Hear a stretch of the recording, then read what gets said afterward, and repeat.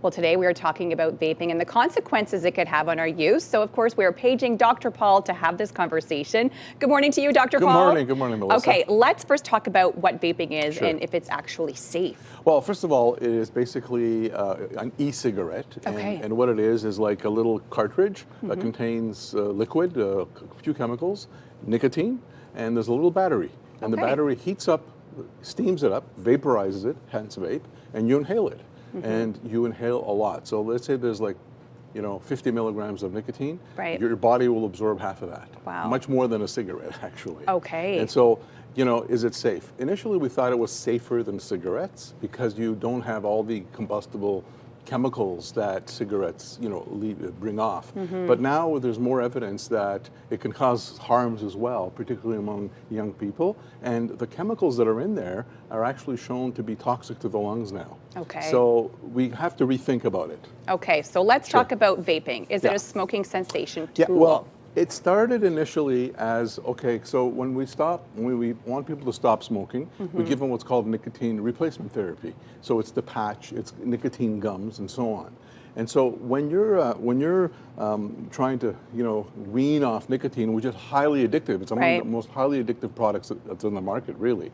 When you want to wean off, so what we do is give you a gum or nicotine and kind of wean you off cigarettes. Okay.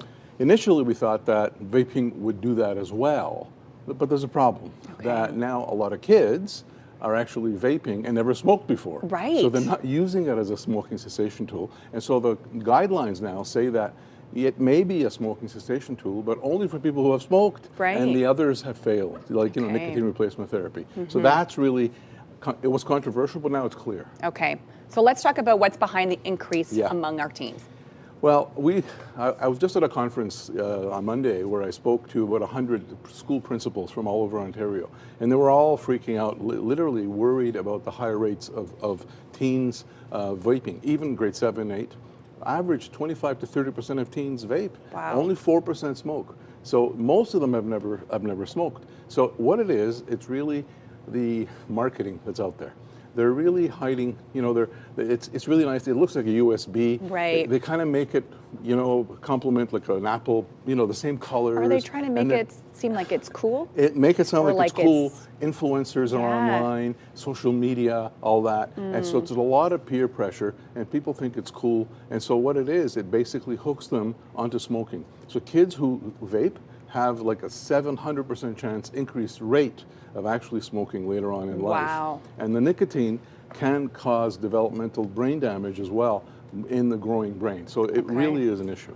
So let's talk about what are the potential harms. Yeah. So number one, the vaping itself, the smoke, the steam can actually damage the lungs, and we're seeing more of that. It's only been a couple of years that we've been studying it, but more and more people have been showing that it can cause lung damage as well, just like cigarettes do. Yeah. So that's one thing. The other thing is that in a growing brain, in a developing brain, in adolescent brains, the nicotine actually changes some of the nerves and really misforms the brain. And some studies have shown that misforming of the brain may lead to more tendency to have other addictions later on in life. Okay. So so just like cannabis does, cannabis affects the brain development, particularly because the brain grows until you're 25 years of age. So anything that you put in there that shouldn't be there can affect its development in long term. Well, thank you so much for joining us today and breaking it all down. Thank you.